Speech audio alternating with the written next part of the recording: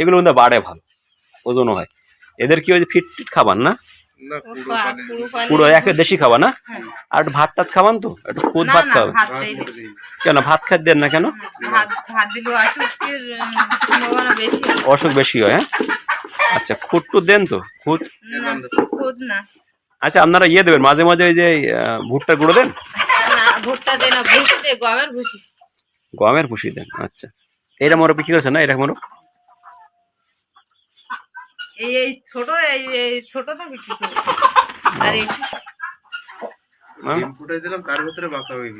আচ্ছা আচ্ছা। এই যে গোলাছলা মুরগিগুলো আমাদের, হ্যাঁ এই মুরগিগুলো ওজন হয় বেশি, এরা বাড়ে বেশি। এটা এক কাজ করা যায় না, শুধু গোলাছলা মুরগি পালতে হবে, এমন কিছু ইয়ে করবে ওদের আশপাশে গুলো ফ্যাকেসে। এই যে মুরগিটা, এটা লাল দেখেন উজ্জ্বল, এরকম চকচক করবে। ওই যে কালো মুরগিটা ওর কিন্তু অনেকটা, আর ওইটা কিন্তু সাদা সাদা।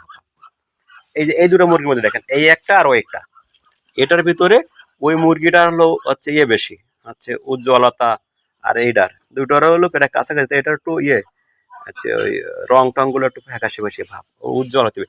ওইখানে মুরগি দেখেন, এই যে লাল মুরগিটা, এই মুরগিটার হলো যেমন হলো সে একদম ইয়েটা চেয়ারটা হচ্ছে ইয়ে লালচে লালচে ভাব বেশি, এটা ভালো হবে, এরকম হওয়া লাগবে। আর মুরগি হিসেবে কিন্তু একটু দৃশ্য, ওই যে ছাপা মুরগিগুলো না একটু দেশি ইয়ে ভালো, মানে চেয়ারা ভালো। কিছু কিছু মুরগি আপনাদের কি করতে হবে, আমাদের এই যে অনলাইনে কিছু ভাইরা আছে যারা আমাদের দেশি মুরগিগুলো অনেক পছন্দ করে, ওজন হয় ভালো, এগুলো পুষ্ট। আর এই যে কোরাস হাঁস,